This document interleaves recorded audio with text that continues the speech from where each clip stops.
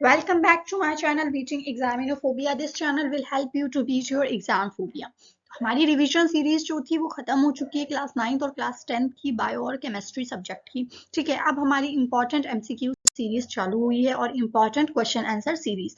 तो ये पहली वीडियो है जिसमें हम केमिस्ट्री में chemical reaction and equations chapter के कुछ इंपॉर्टेंट एमसीक्यूज करेंगे एक्सप्लेनेशन के साथ। अगर आप एक्सप्लेनेशन के साथ ये वीडियो देखेंगे तो फिर आप 20 एमसीक्यूज है, लेकिन आप तैयार कर रहे होंगे 40 MCQs.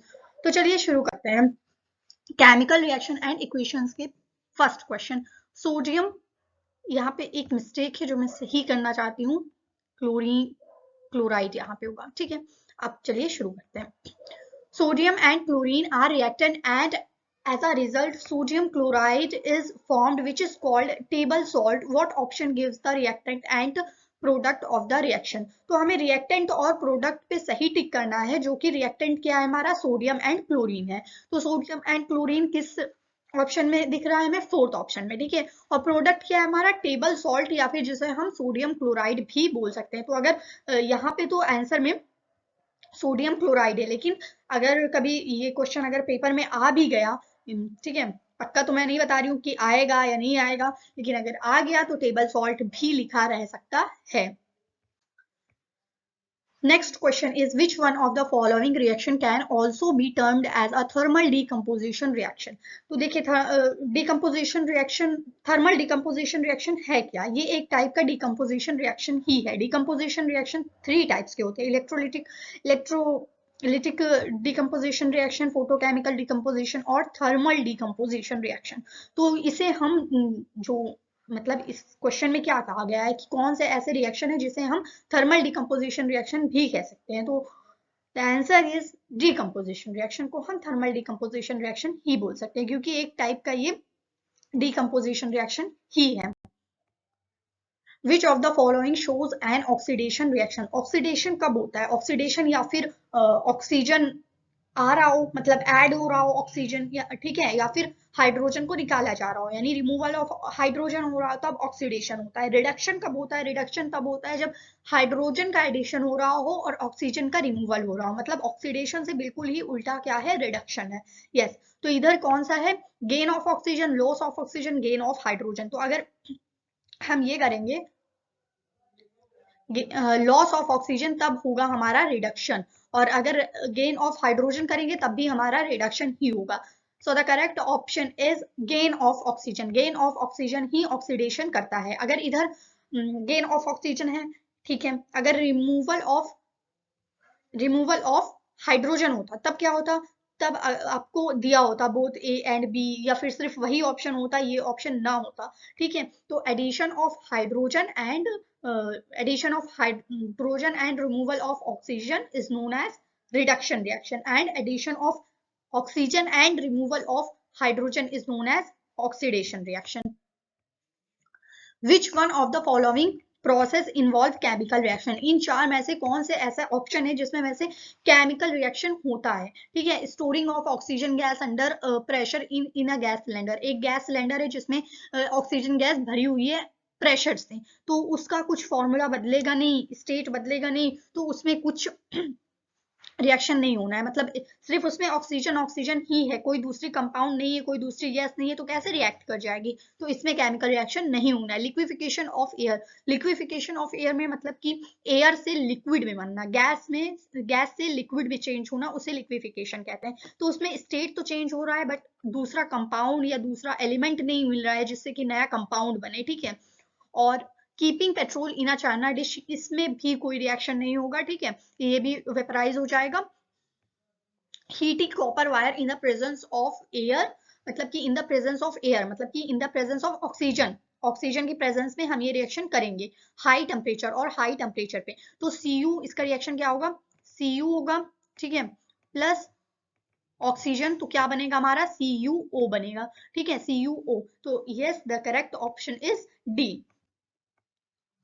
Give the ratio in which hydrogen and oxygen present in water by volume. हमें रेशियो देना है कि जो वाटर का मॉलिक्यूल होता है वाटर H2O, इसमें वॉल्यूम से देना है रेशियो, ठीक है। तो हाइड्रोजन कितने प्रेजेंट है, हाइड्रोजन 2 प्रेजेंट है, और ऑक्सीजन कितने प्रेजेंट है, ऑक्सीजन 1 प्रेजेंट है।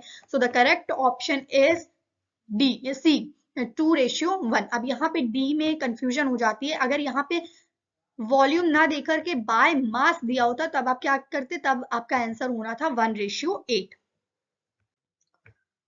तो वॉल्यूम और मास में कंफ्यूज नहीं होना है। Heating of lime stone produces, अब lime stone, slag lime, quick lime, lime water, caustic soda, इन सारे जो नेम हैं इनके आपको फॉर्मूला पता होना चाहिए, ठीक है। नहीं पता है तो मैं बता देती हूँ, लिखते रहिए। लाइम लाइम स्टोन का जो फॉर्मूला होता है वो CaCO3 होता है, ठीक है। और स्लेग लाइम का CaOH, एक मिनट, Ca हो गया, OH का होल ट्वाइस होता है, ठीक है। और लाइम वाटर का यही होता है, स्लेग लाइम का ही फॉर्मूला होता है, बट ये एक्वस स्टेट में चला जाता है। एक्वस स्टेज क्या है हम इसी स्लाइड में समझेंगे, ठीक है। स्टेट, एक्वस स्टेट, ठीक है। कॉस्टिक सोडा का NaOH होता है और क्विक लाइम का CaO होता है। अब देखिए यहाँ पे हमने एक्वस बोला, एक्वस का मतलब क्या होता है, जैसे समझिए आपने कोई भी, आपके पास कोई भी शुगर है, ठीक है, शुगर है, आप अगर उसको मिल्क में ऐड कर रहे हैं, और एक शुगर, आपके पास 2 चम्मच शुगर है, ठीक है, 1 चम्मच आप किसमें ऐड कर रहे हैं, आप मिल्क में ऐड कर रहे हैं, दूसरी चम्मच आप वाटर में ऐड कर रहे हैं, ठीक है। तो जो वाटर वाली होगी वो क्या कहलाएगी, वो एक्वस कहलाएगी, ठीक है, एक्वस। और जो दूसरी है वो लिक्विड कहलाएगी। मतलब कितने स्टेट होते हैं, एक लिक्विड होते हैं, ठीक है, और फिर ब्रैकेट में जो लिखे होते हैं स्टेट, अभी आएगा वो भी क्वेश्चन, और फिर एक सॉलिड होता है, और एक छोटा सा AQ लिखा होगा, आपने बुक में देखा होगा, ठीक है। जिनको नहीं पता है मैं उनके लिए बता रही हूँ। तो ये क्या होता है कि सॉल्वेंट, जो सोल्यूट जो है वो, उसका सॉल्वेंट क्या है, उसका सॉल्वेंट है वाटर। इस वजह से एक्वस स्टेट यूज की जाती है, ठीक है, कि मतलब जिसमें भी ये चीज मिली हुई है वो क्या है, वाटर है, कोई और सब्सटेंस नहीं है। कोई और सब्सटेंस अगर होता है तो फिर वहां पे लिक्विड का साइन यूज करते हैं। तो यहाँ पे हम इस क्वेश्चन पे थे, हीटिंग ऑफ लाइम स्टोन क्या प्रोड्यूस करता है, heating of lime stone produce करता है क्विक लाइम, ठीक है। करेक्ट ऑप्शन क्या है हमारा, क्विक लाइम। तो ये रहा हमारा लाइमस्टोन, और लाइमस्टोन जब हीट करेगा तो क्या प्रोड्यूस करेगा, CaO, क्विक लाइम जिसे हम बोलते हैं, और कार्बन डाइऑक्साइड, ठीक है। विच of the following is exothermic reaction, exothermic क्या होता है और इंडोथर्मिक क्या होता है। तो देखिए, एक्सो मतलब जो निकल गया है, x, ex girlfriend, ex boyfriend, ex husband, ठीक है। तो जो हमारी लाइफ से बिल्कुल ही निकल गए हैं उसे क्या बोलते हैं, एक्स बोलते हैं, ठीक है। अब इधर पे एक्स का मतलब क्या है, इधर का मतलब है जो हीट रिलीज करते, ठीक है, हीट निकाले, हीट निकाले हमारी लाइफ से जो निकल चुके हैं वो एक्स है, ठीक है। वैसे ही जो हीट निकाले उसे हम कहते हैं एक्सोथर्मिक रिएक्शन। मतलब वो रिएक्शन अगर हो रहा हो तो फिर उसमें से हीट प्रोड्यूस हो, ठीक है, जो हमारा प्रोडक्ट हो उसमें कुछ अमाउंट सर हीट भी निकले। और इंडोथर्मिक क्या होता है, उसको हीट थोड़ी सी देनी पड़ती है तब वो रिएक्शन होगा, बिना हीट के वो रिएक्शन नहीं होगा। जैसे आप देखें, इवेपोरेशन ऑफ वाटर, वाटर को गैस में कन्वर्ट करने के लिए, यानी कि वाटर का वाटर वेपर बनाने के लिए हमें कुछ अमाउंट ऑफ हीट चाहिए होता है, बिल्कुल चाहिए होता है, ठीक है। सब्लिमेशन प्रोसेस क्या होता है, सब्लिमेशन जिसमें सॉलिड से डायरेक्ट गैस में कन्वर्ट हो जाता है कोई भी सब्सटेंस, जैसे कि इसका एग्जांपल है अमोनियम क्लोराइड, ठीक है। और dissolution of salt in sugar, salt को अगर हम डिसॉल्व करें वाटर में, डिसॉल्व तो हो जाएगा ऐसे भी रूम टेम्परेचर पे भी, बट अगर वो वाटर थोड़ा सा ज्यादा गर्म होगा तो फिर वो और जल्दी होगा। तो यस, इसमें भी ये भी इंडोथर्मिक ही है, एक्सोथर्मिक नहीं है। तो आपको ये 3 इंडोथर्मिक के रिएक्शन के भी नाम याद हो जाएंगे, ठीक है, मतलब एग्जांपल्स लर्न हो गए। और करेक्ट ऑप्शन है सोडियम हाइड्रोक्साइड इन वाटर, ये एक्सोथर्मिक रिएक्शन है। Identify the endothermic reaction, endothermic reaction तभी हमने पिछले ही क्वेश्चन में सेकंड ऑप्शन क्या था, इवेपोराइजेशन ऑफ वाटर, ठीक है। तो यहाँ पे पहला ऑप्शन सही है, H2O। ये देखिए अभी हमने बताया था लिक्विड स्टेट, एक्वस स्टेट, तो ये H2O क्या है, वाटर क्या है, लिक्विड स्टेट में, और ये गैस स्टेट में कन्वर्ट हो गया, मतलब कि वाटर वेपर बन गया। तो ये क्या है, ये इंडोथर्मिक प्रोसेस है। When zinc granules are reacted with dilute sulfuric acid, then which of the following gas is evolved? मैं 1 मिनट में इसका रिएक्शन लिखती हूँ। तो देखिए ये हमारा क्या है, ये Zn है, और ये H2SO4 है। जब ये रिएक्ट कर रहा है तो ZnSO4 बन रहा है, मतलब कि ये रिएक्शन भी अभी हम आगे पढ़ेंगे, डिस्प्लेसमेंट रिएक्शन। ZnH2 को डिस्प्लेस कर दे रहा है, ठीक है, मतलब कि उसको हटा दे रहा है, उसकी जगह ले रहा है। यहाँ पे क्या निकल रही है, H2 गैस इवॉल्व हो रही है, तो यहाँ पे क्या है, हाइड्रोजन गैस सही ऑप्शन है, ठीक है। The formation the following reaction is an example of, देखिए ये रिएक्शन है, ठीक है। अब इस रिएक्शन में आपको देखना क्या है, O3 है, O3 पहले किसके साथ था, Fe2 के साथ था। अब ये जब रिएक्शन पूरा हो गया तो प्रोडक्ट में क्या, O3 किसके साथ है, Al2 के साथ है, मतलब कि Al ने Fe की जगह ले ली। तो ये कौन सा रिएक्शन है, ये डिस्प्लेसमेंट रिएक्शन है, मतलब कि एक तो डिस्प्लेसमेंट रिएक्शन कुछ इस तरीके से होता है। मान लीजिए कोई दो बेस्ट फ्रेंड थे ए बी, ठीक है, और कोई तीसरा आ गया, कोई तीसरा फ्रेंड आ गया, मतलब कोई नया क्लास में आ गया, ठीक है, न्यू स्टूडेंट सी, ठीक है, और ये जो सी है उसने लड़ाई करवा दी ए और बी की, और बी से खुद दोस्ती कर लिया, सी बी बन गया, ठीक है, और प्लस ए अकेला छूट गया। तो यही डिस्प्लेसमेंट रिएक्शन है, मतलब कि किसी एक एलिमेंट को हटा देना, ठीक है। डबल डिस्प्लेसमेंट रिएक्शन क्या होता है, बहुत ही सिंपल है, उसमें दोनों के साथ ही होते हैं, मतलब दो दो बेस्ट फ्रेंड होते हैं, ठीक है, बस बेस्ट फ्रेंड एक दूसरे के चेंज हो जाते हैं, उसमें होता है डबल डिस्प्लेसमेंट रिएक्शन। मतलब ए बी और सी डी है तो बी किसके साथ आ गया, सी के साथ आ गया, और ए किसके साथ आ गया, डी के साथ आ गया। 11 क्वेश्चन हमारा क्या है, balancing of chemical equation is in accordance with, जो हम केमिकल इक्वेशन को बैलेंस करते हैं वो किस लॉ के बेस पर हम बैलेंस करते हैं, ठीक है। Law of combining volumes, law of conservation of mass, law of constant proportion both A and B. तो law of conservation of mass क्या कहते हैं, करेक्ट आंसर है law of conservation of mass. और ये बहुत इंपॉर्टेंट क्वेश्चन है, ठीक है, रेड मार्क कर रही हूँ, बहुत इंपॉर्टेंट क्वेश्चन है।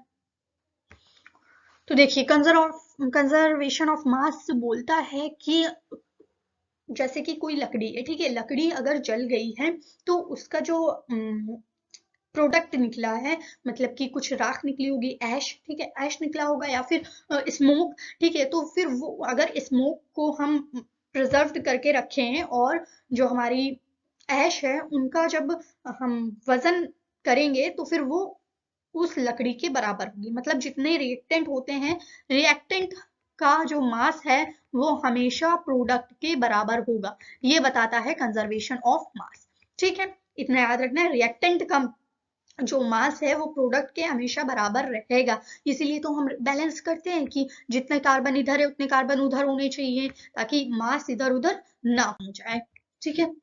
Identify the reducing agent in the following reaction. हमने रिडक्शन समझ लिया, ऑक्सीडेशन समझ लिया, रिड्यूसिंग एजेंट और ऑक्सीडाइजिंग एजेंट क्या होते हैं। रिड्यूसिंग एजेंट वो होते हैं जो रिडक्शन करते हैं, ऑक्सीडाइजिंग एजेंट वो होते हैं जो ऑक्सीडेशन करते हैं, ठीक है। अब इस रिएक्शन में रिड्यूसिंग एजेंट कौन है, तो देखिए H2 है, H2O, ठीक है, H2O करेक्ट ऑप्शन है। तो देखिए H2O क्या कर रहा है, अपना एक H हटा दे रहा है, और जब ये हटा रहा है तभी तो फ्लोरीन में एक H ऐड हो पा रहा है। तो रिड्यूसिंग एजेंट यहाँ पे कौन है, H2O। The following reaction is, ये जो रिएक्शन है ये किसका एग्जाम्पल है, ऑक्सीडेशन का, रिडक्शन का, डीकम्पोजिशन का, या फिर रिडॉक्स रिएक्शन का। तो देखिए यहाँ पे ऑक्सीजन भी रिमूव हो रहा है, ठीक है, यहाँ पे ऑक्सीजन पीबी में से ऑक्सीजन रिमूव हो रहा है, और यहाँ पे H2 में ऑक्सीजन ऐड भी हो रहा है। तो ये क्या है भाई, ऑक्सीडेशन, या फिर ऐड होता तब ऑक्सीडेशन होता, रिमूव होता तब रिडक्शन होता है। तो जब ऑक्सीडेशन और रिडक्शन एक साथ एक रिएक्शन में होते हैं, उस रिएक्शन को हम बोलते हैं रिडॉक्स रिएक्शन, ठीक। The formation of quicklime and carbon dioxide from calcium carbonate is an example of, calcium carbonate हमारा क्या होता है, CaCO3, अभी हम पढ़ के आए थे, लाइम स्टोन होता है, तो वही वाला पूरा इधर उठाकर रख दिया गया है। तो ये कौन सा रिएक्शन है, जो अभी हमने लाइम स्टोन को हीट किया था, फिर कार्बन डाइऑक्साइड और CaO निकला था, ठीक है, वो था thermal decomposition reaction. Thermal decomposition reaction जिसमें हीट की रिक्वायरमेंट हो, मतलब उसमें कुछ हीट लग रही हो, ठीक है, थर्मल डिकम्पोजिशन रिएक्शन उसे बोलते हैं। असर्शन रीजनिंग, अब एमसीक्यूज आ चुके हैं, सिंपल वाले एमसीक्यूज हमारे खत्म हो चुके हैं, अब असर्शन रीजनिंग वाले। असर्शन A फॉर assertion है, R फॉर रीजन है, ठीक है। Assertion, photosynthesis is considered as an endothermic reaction. Endothermic photosynthesis endothermic reaction है, उसे हीट चाहिए होती है, ऑफ कोर्स चाहिए होती है, प्लांट्स को जो है हीट चाहिए होती है सनलाइट से, तभी तो वो अपना फूड बना पाता है, ठीक है, सनलाइट ही तो चाहिए होती है। और रीजन हमारा बोल रहा है energy get release in the process of photosynthesis, भाई उसे एनर्जी चाहिए होती है, एनर्जी नहीं रिलीज होती है। तो असर्शन हमारा ट्रू है, बट रीजन हमारा फॉल्स है, गलत है। Assertion, the following chemical reaction equation is a chemical is a balanced होना चाहिए था, is a balanced chemical equation, ठीक है, कर लीजिएगा balanced chemical equation, ठीक है। यहाँ पे बैलेंस्ड केमिकल रिएक्शन होगा, यहाँ पे is a balanced chemical reaction, मतलब कि इस क्वेश्चन में बोला जा रहा है जो ये इक्वेशन है ये बैलेंस्ड केमिकल इक्वेशन है या नहीं। तो आपको सिंपल से कुछ चीजें देख लेनी है, यहाँ पे कैपिटल सी होगा फॉर्म, ठीक है, कुछ चीजें देख लेनी है, जैसे यहाँ पे कार्बन कितने हैं, यहाँ पे कार्बन है 12, यहाँ का 2 और ये 6, इसको मल्टीप्लाई करेंगे 12, ठीक है। यहाँ पे कार्बन कितने हैं, यहाँ पे तो 4 ही है। तो एक भी चीज अगर अनबैलेंस्ड हुई तो फिर वो केमिकल रिएक्शन अनबैलेंस्ड होगा। तो असर्शन तो फॉल्स है भाई। इन अ बैलेंस्ड रीजन देखते हैं, ये यहाँ पे बी लिखा हुआ are. In a balanced chemical equation, the total number of atoms of each element is equal on both sides. Balanced chemical equation में जितने नंबर रिएक्टेंट में होने चाहिए, मतलब जितने रिएक्टेंट के होने चाहिए उतना ही प्रोडक्ट का मास होना चाहिए, मतलब एटम्स दोनों साइड इक्वल होने चाहिए एक एलिमेंट का। तो रीजन तो भाई ट्रू है, तो A is false but R is true. Fourth वाला ऑप्शन है हमारा, अरे ये यहाँ पे कहाँ लग गया, फोर्थ वाला ऑप्शन हमारा सही है, ठीक है।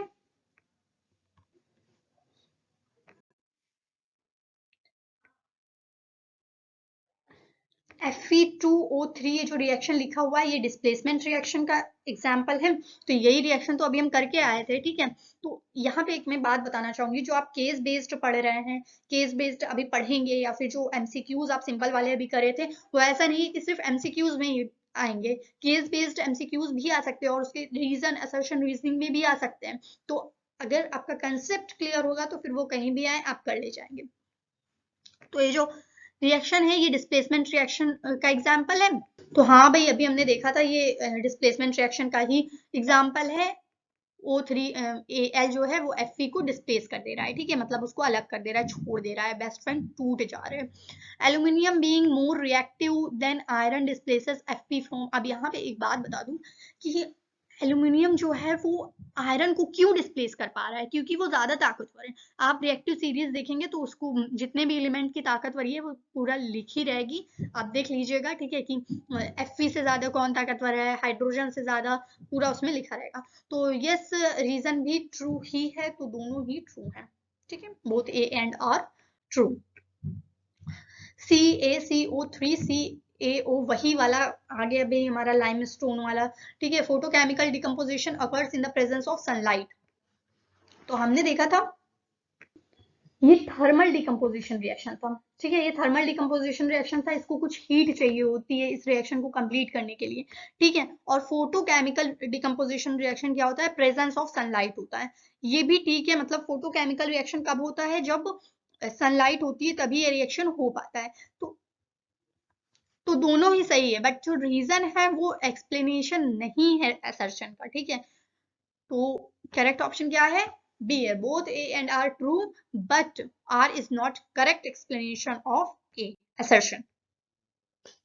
अब केस बेस्ड क्वेश्चन आ गया। केस बेस्ड क्वेश्चन में आपको जितना भी पैराग्राफ दिया होता है वो अच्छे से पढ़ना होता है, और ऐसा नहीं कि सिर्फ पैराग्राफ से ही क्वेश्चन आया। पैराग्राफ में जो आप देख रहे हैं combination, decomposition, displacement, double displacement, oxidation, ये सब से क्वेश्चन आ सकते हैं, और इसमें डिटेल में नहीं दिया गया है, सिर्फ एक एक वर्ड उसके बारे में लिख दिया गया है। तो चलिए शुरू करते हैं। Chemical reaction is a representation of chemical change in terms of symbols and formulae of reactants and products. Chemical reaction क्या है, केमिकल रिएक्शन जैसे कि कोई भी केमिकल चेंज हो रहा है, ठीक है, रस्टिंग लग रही है आयरन पे, वो केमिकल चेंज है। तो वो जो रस्टिंग का प्रोसेस है वो पूरा एक हम सिंबल्स में फॉर्मूला में रख देते हैं। मतलब अगर सोडियम हमें लिखना है तो पूरा सोडियम क्लोराइड करके तो नहीं लिखेंगे, सोडियम क्लोरीन से रिएक्ट कर रहा है तब सोडियम क्लोराइड, उसके लिए हमने जो है सिंबल्स बनाए हुए हैं, सोडियम के लिए Na, क्लोरीन के लिए Cl, ठीक है। तो क्या बोल रहा है, chemical reaction is representation of chemical change in terms of symbol formula reactants and product. Reactant और प्रोडक्ट में हम दोनों ही ये सिंबल्स और फॉर्मूले यूज करते हैं। फॉर्मूले किसके लिए होते हैं, फॉर्मूले कंपाउंड्स के लिए होते हैं, सिंबल्स एलिमेंट्स के लिए होते हैं। There are various types of chemical reaction. कितने टाइप्स के केमिकल रिएक्शंस होते हैं, कॉम्बिनेशन रिएक्शन क्या होता है, अभी हमने इसके बारे में बात नहीं की। जैसे कि C+O2 कार्बन ऑक्सीजन से रिएक्ट कर रहा है तब क्या बना रहा है, CO2। तो दो या दो से ज्यादा रिएक्टेंट जब ऐड कर जाते हैं, मतलब कोई तीसरा प्रोडक्ट या दूसरा प्रोडक्ट नहीं बनता है, सिर्फ एक ही प्रोडक्ट बनता है, तब वहां पे कौन सा रिएक्शन होता है, कॉम्बिनेशन रिएक्शन। ठीक है। डिकम्पोजिशन रिएक्शन मतलब एक क्या होता है, मतलब अगर ये रिवर्सिबल हो गया तो CO2 है वो किस में स्प्लिट हो जाएगा, कार्बन एंड O2 में। ठीक है, मतलब एक रिएक्टेंट होगा तो दो या दो से ज्यादा प्रोडक्ट होंगे। डिस्प्लेसमेंट रिएक्शन हमने देखा अभी, डिस्प्लेस कर देता है जो ज्यादा रिएक्टिव होता है। डबल डिस्प्लेसमेंट, एक दूसरे को डिस्प्लेस कर देते हैं, दोनों बेस्ट फ्रेंड एक्सचेंज हो जाते हैं। ऑक्सीडेशन एंड रिडक्शन भी देखा। ऑक्सीडेशन क्या होता है, addition of oxygen and removal of hydrogen. Reduction भी देखा, addition of hydrogen and removal of oxygen. Reaction इतने हमने देख लिए। Reaction in which heat is released along with the formation products are called exothermic reaction। exothermic reaction भी हमने देखा जिसमें एनर्जी क्या होती है, रिलीज होती है। ऑल कंबशन रिएक्शन जितने भी हैं वो क्या होते हैं, एक्सोथर्मिक रिएक्शंस होते हैं। ठीक है, अब हम आगे क्वेश्चंस करते हैं। यहाँ पे द होगा और ये सेकंड क्वेश्चन है। The chemical reaction in which single substance breaks down into two or more simpler substance upon heating is known as। मतलब एक सिंगल सब्सटेंस है, ठीक है, अगर हम उसको हीट कर रहे हैं तो फिर वो किस में कन्वर्ट हो जा रहा है, वो दो में कन्वर्ट हो जा रहा है, दो या दो से ज्यादा। तो अभी हमने बताया था कॉम्बिनेशन रिएक्शन का उल्टा क्या होता है, decomposition reaction.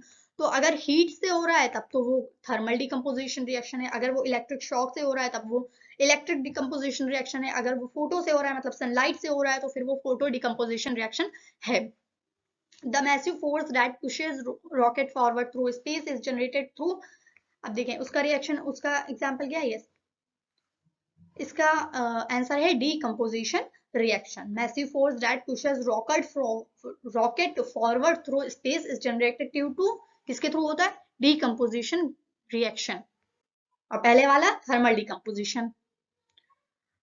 A white salt on heating decomposes to give brown fumes and yellow residue is left behind। The yellow residue is left। और इसका व्हाइट सॉल्ट क्या है, यहाँ पे नाइट्रेट की बात हो रही है। ठीक है, तो nitrate, lead nitrate is the correct option. Which of the following reaction represent combination reaction. Combination reaction क्या होता है, जिसमें दो या दो से ज्यादा रिएक्टेंट मिलकर एक प्रोडक्ट बनाते हैं। तो देखें यहाँ पे एक प्रोडक्ट किसका है, एक प्रोडक्ट पहला वाला, ठीक है, CaOH2। ये क्या है, ये है लाइम वाटर। अभी हमने पढ़ा था CaOH का होल ट्वाइस एक्वस में अगर रहे तो फिर वो क्या होता है, लाइम वाटर होता है। तो करेक्ट ऑप्शन हमारा इसमें क्या है, ए। ठीक है, complete the following statement by choosing correct type of reaction। the heating of lead nitrate is an example of X reaction। अभी हमने lead nitrate को हीट किया था, ठीक है, इससे पहले वाले वही क्वेश्चन थोड़ा मिलता जुलता है। the burning of magnesium is an example of Y reaction। तो जब मैग्नीशियम बर्न होता है तो फिर वो किसका कौन सा रिएक्शन होता है, वो कॉम्बिनेशन रिएक्शन होता है। या आप कॉम्बिनेशन रिएक्शन जब आप डिफिनेशन लिखेंगे तो इसका एग्जांपल भी लिख सकते हैं, इसके नीचे इसका रिएक्शन सिंबलिक रिप्रेजेंटेशन में। ठीक है, heating of lead nitrate is an example of X reaction. ये डिकम्पोजिशन रिएक्शन होता है। अभी हमने पीछे जो रिएक्शन देखा है वही है। In a chemical reaction reactants are converted into product, product में कन्वर्ट हो जाते हैं, ठीक है। इस पैराग्राफ में और क्या लिखा है, the conversion of reactants into product in a chemical reaction is often accompanied by some features which can be observed easily. These easily observed feature which take place as a result of chemical reaction is known as characteristics of chemical reaction. जो conversion होता है reactant into product में chemical reaction में, ठीक है, वो observe करने लायक होता है, ठीक है। जब ऑब्जर्व हम कर सकते हैं, मतलब जैसे अगर हमने चीनी लिया हो और वाटर लिया, ठीक है, इसको घोल दिया, मतलब डिसॉल्व कर दिया, तो क्या निकलेगा, हमारा शरबत बन जाएगा, ठीक है। तो फिर वो टेस्ट के अकॉर्डिंग हमें पता चल जाएगा कि ये सिंपल वाटर तो नहीं है, ठीक है। तो ये जो ऑब्जर्वेशन है ये क्या है, ये रिजल्ट करती है, मतलब हमने ऑब्जर्व कर लिया कि ये वाटर नहीं है, ये इसके अंदर चीनी मिक्स है, मीठा है ये कुछ, ठीक है। तो ये जो ऑब्जर्वेशन है ये किस, ये क्या करती है, केमिकल रिएक्शन करती है, मतलब कि तभी तो हमें पता है कि ये चीनी मिली है इसमें, तभी तो ये मीठा हुआ है, ठीक है। तभी हमें पता चला है कि इसके अंदर कुछ रिएक्शन हुआ है, कुछ केमिकल रिएक्शन हुआ है। नोन एज कैरेक्टरिस्टिक्स, हाँ, some important characteristics of chemical reaction. क्या होता है केमिकल रिएक्शन में, इवोल्यूशन ऑफ हीट हो सकती है, हीट निकल सकती है, फॉर्मेशन ऑफ प्रेसिपिटेट हो सकता है, चेंज इन कलर, फिर से गलती, चेंज इन कलर हो सकता है, ठीक है। चेंज इन टेम्परेचर हो सकता है, चेंज इन स्टेट मतलब सॉलिड से लिक्विड जा सकता है, लिक्विड से गैस जा सकता है। Any one of these general characteristics can tell us whether chemical reaction has taken place or not. अगर इसमें से कुछ भी हुआ तो हमें पता चल जाएगा कि जो रिएक्शन हुआ है, केमिकल रिएक्शन हुआ है या नहीं। इनमें से एक भी हुआ तो केमिकल रिएक्शन के लिए बहुत है, ठीक है। अब अगर पूछे तो जो हमने अभी एग्जांपल लिया शरबत वाला, उसमें क्या हो रहा है, उसमें स्टेट का भी हो रहा है, ठीक है, स्टेट का भी हो रहा है। स्टेट का कैसे हो रहा है भाई, जो हमारी चीनी थी वो तो सॉलिड ही में रहती है, वो लिक्विड में चेंज हो रही है कि नहीं, डिसॉल्व हो रही है। Reaction of magnesium with air is an example of, अभी हमने किया था, इसका आंसर है एक्सोथर्मिक रिएक्शन, ठीक है, exothermic. In the following reaction, इसकी जो निकलेगी वो व्हाइट कलर की प्रेसिपिटेट होगी, ये आपको लर्न करना पड़ेगा, ठीक है। In the following reaction, S जो हमारा सल्फर है वो सॉलिड है, ऑक्सीजन गैस है, सल्फर डाइऑक्साइड हमारी क्या रहेगी, वो गैसियस स्टेट में ही रहेगी, ठीक है। Next question, which one of the following process involve chemical reaction, ये तो अभी हम करके आए, तो हमने अभी बताया नहीं, तो जो सिंपल एमसीक्यूज है वो भी केस बेस्ड क्वेश्चन में आ सकते हैं। Storing of oxygen, liquefaction of air, keeping petrol in a China dish, heating copper wire in the presence of air at high temperature. हमारा fifth question, in which of the following reaction high amount of heat will be evolve. Electrolysis होता है water का। Electrolysis क्या है, जो हमारा water का molecule है H2O वो स्प्लिट कर जाता है H2 में, मतलब H2 और ऑक्सीजन अलग अलग हो जाते हैं, कैसे, इसके ऊपर हम कुछ इलेक्ट्रिक शॉक या फिर इलेक्ट्रिसिटी प्रोवाइड करते हैं तब ये अलग अलग होते हैं, उसे हम इलेक्ट्रोलिसिस कहते हैं। Dissolution of NH4Cl, decomposition of AgBr, burning of LPG, burning of LPG ही सबसे ज्यादा एनर्जी देती है। तो ये हमारा जो चैप्टर था, चैप्टर के कुछ इंपॉर्टेंट MCQs वो हो चुके हैं। होप कि मैंने अच्छे से एक्सप्लेन किया हो, कुछ एक्सप्लेनेशन आपको नहीं समझ में आया हो देन कमेंट कीजिए, और अगर ये वीडियो अच्छी लगी हो then please like share and subscribe. Thanks for watching.